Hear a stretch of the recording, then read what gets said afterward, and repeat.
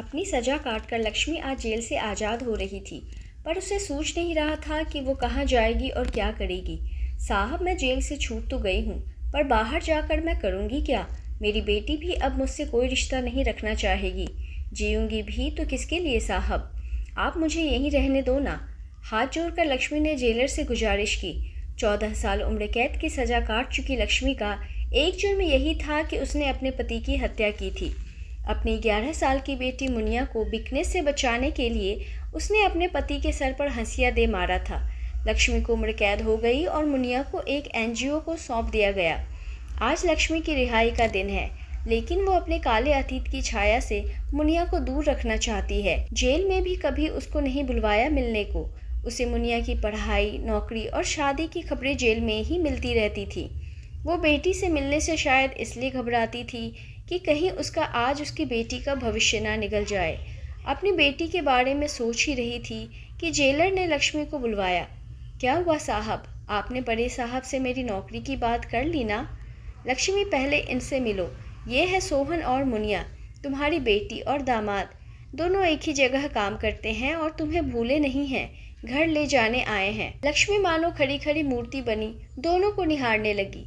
आंखें सजल हो मानो आशीर्वाद की बारिश कर दोनों की बलैयां ले रही हो। पूरे 14 बरस बाद देख रही थी मुनिया को। इतनी बड़ी हो गई है मेरी बिटिया, इतनी सुंदर, इतनी पढ़ी लिखी, नौकरी करने लगी है। दामाद भी लाखों में एक। कितनी अच्छी जोड़ी लगी है दोनों की। मन ही मन लक्ष्मी ने अनेकों बार भगवान का शुक्रिया अदा किया। अपने घर चलो माँ, अब सब साथ रहेंगे, मुनिया ने लक्ष्मी का हाथ पकड़ते हुए कहा। लक्ष्मी ने जोर से अपना हाथ छुड़ाया, मानो कोई सन्यासी मोह के पास कुछ छुड़ा रहा हो। पगला गई है क्या बिटिया? पता है ना, मैं एक दोषी हूँ, अरे हत्यारी हूँ अपने ही पति की। मैं तुम्हारे साथ नहीं चल सकती। तुम्हारी खुशियों में आग कैसे लगा दूँ बिटिया? दुनिया वाले किसी को जीने नहीं देंगे। तुम दोनों को देख लिया, बस अब और कोई चाहत नहीं। जाओ यहाँ से। मम्मी जी, हम आपको लिए बिना नहीं जाएंगे, पक्का इरादा करके आए हैं, सोहन ने लक्ष्मी की तरफ देखकर कहा।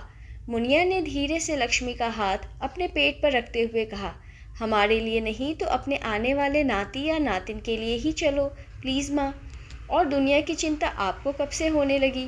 वो आप ही थी जो बचपन में मुझे कहा करती थी कि बिटिया, दुनिया चाहे कुछ भी कहे, तू वही करना जो तेरा मन करे।